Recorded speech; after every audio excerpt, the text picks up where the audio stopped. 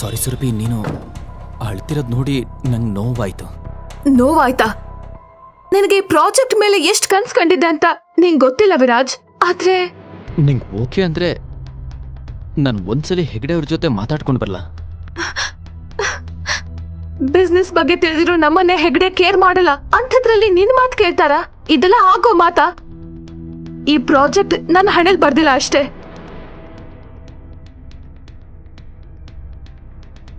ಸುರಭಿ, ಒಂದ್ ನಿಮಿಷ ವಾಶ್ರೂಮಿಗೆ ಹೋಗ್ಬರ್ತೀನಿ. ಬೇಗ ಹೋಗ್ಬಾ.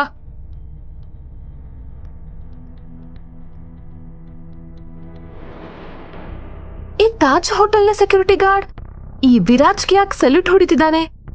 ಏನಾಗಿದೆ ಅವನಿಗೆ? ಸ್ವಲ್ಪ ಹೊತ್ತಲ್ಲೇ ವಿರಾಜ್ ವಾಪಸ್ ಬರ್ತಾನೆ.